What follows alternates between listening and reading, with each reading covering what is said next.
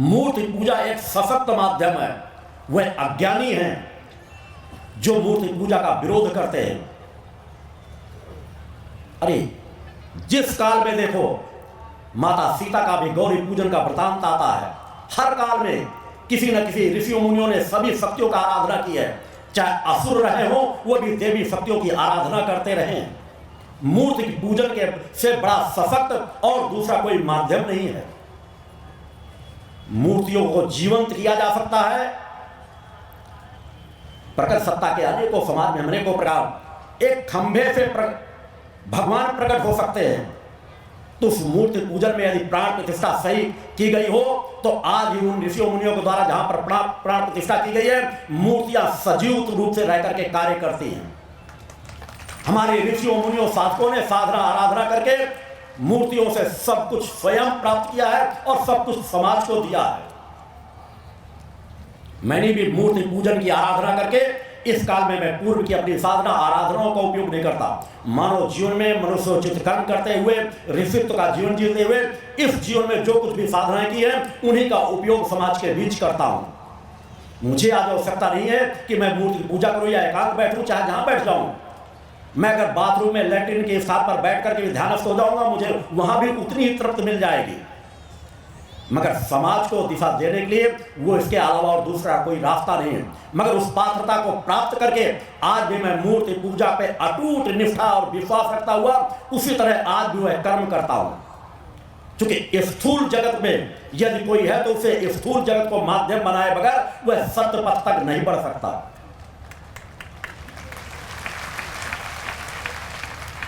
अतः मूर्ति पूजा पर पूर्ण अटूट निष्ठा विश्वास रखो।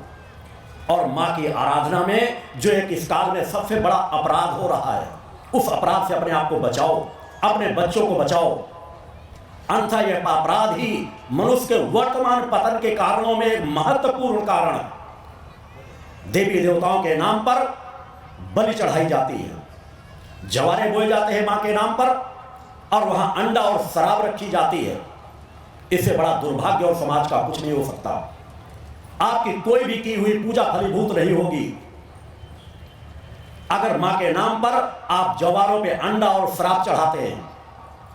आप उस परंपरागत क्रम से भटकते चले आ रहे हैं कि कोई जो शराबी थे, मांसाहारी थे, वह शराब और अंडे चढ़वाने लगे और समाज उसी प्रक्रिया में चलता चला गया। जो नई पीढ़ी आती तो कहते हमारे पिताजी करते थे, हमारे पिताजी बलि देते थे। तुम्हारे पिताजी वही अपराध करते रहे, तुम वही अपराध कर रहे हो। और जब तुम्हारे बच्चे आएंगे वो सत्य को जानना नहीं चाहेंगे, वो भी कल यही कहेंगे हमारे पिताजी ऐसा बलि चढ़ाते थे, हमारे पिताजी अंडा देते, हम न देंगे, शायद हमारा अनर्थ हो जाए। आज लाखों परिवार, करोड़ों परिवार जो मुझसे जुड़े हुए हैं वे पूर्णतया नशे मान से खुद मुक्त हैं और देवी देवताओं के नाम पर कभी बलि नहीं देते। उनका आज तक कोई अनिष्ट नहीं हुआ।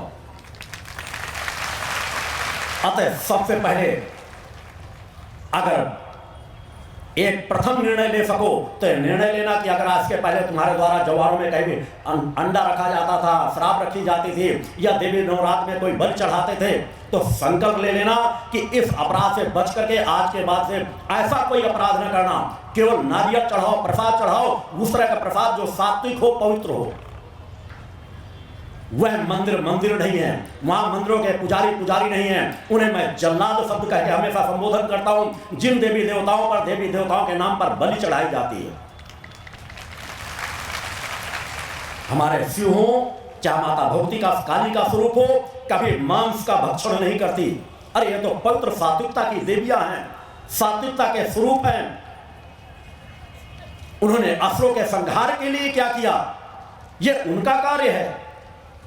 शिव ने हलाहल विष को पी लिया, मगर उसे भी अपने कंठ से नीचे हृदय की ओर नहीं जाने दिया, क्योंकि हृदय में मानवता वास करती है, हृदय में शक्ति वास करती है। उस तक स्पर्श भी नहीं करने दिया। और इस समाज का कितना बड़ा दुर्भाग्य कि अगर शिव जी तुमने हलाहल पी लिया है तो हम और विष आपके चरणों में चढ़ाएंगे और ढूंढ ढूंढ के गांजा, भांग, धतूरा ले लेके शिव के नाम पे उनको चढ़ाते जाएंगे। इससे बड़े यही सबसे बड़े अपराध है। शिव सात्विकता के देव, वहां भांग चढ़ाया जाता है, धतूरा चढ़ाया जाता है, भैरव के लिए शराब चढ़ाई जाती है। न भैरव शराब पीते हैं, न शिव धतूरा पीते हैं, इन सब तरह भांग पीते हैं। इन सब चीजों के जिस तरह के गीत भजन जो मेरे विचार कई बार कथावाचकों की तरफ मुड़ जाते हैं, वे आगे चल करके बतलाऊंगा। जिस तरह के गीत गाने लगे कि पार्वती जी भांग पीस रही हैं, शिव जी भांग पी रहे हैं, जिस तरह का नई पीढ़ी आवाजें सुनती है, गीत सुनती है, संगीत सुनती है, उसी तरह की विचारधारा उसके अंदर स्थापित होती जाती है। ना शिव गांजा पीते हैं, ना भांग पीते हैं, ना धतूरा पीते हैं, ना भैरव शराब पीते हैं, ना काली मांस का भक्षण करती है। तो अगर वास्तव में मानवता के लिए कुछ करना चाहते हो तो सबसे पहले इन अपराधों से अपने आप को बचाओ, अपने परिवार को बचाओ, और जो इन चीजों से अपने आप को बचा चुके हैं, तो जो समाज इनको कर रहा है, डोर टू डोर जा जाके उन्हें समझाओ।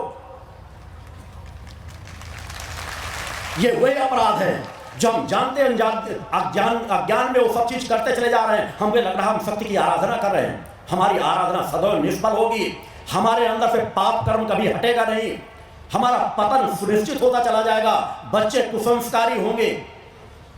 इनसे मुक्त होकर के सच्चे मन से उन परम सत्ता देवों की आराधना करके तो देखो।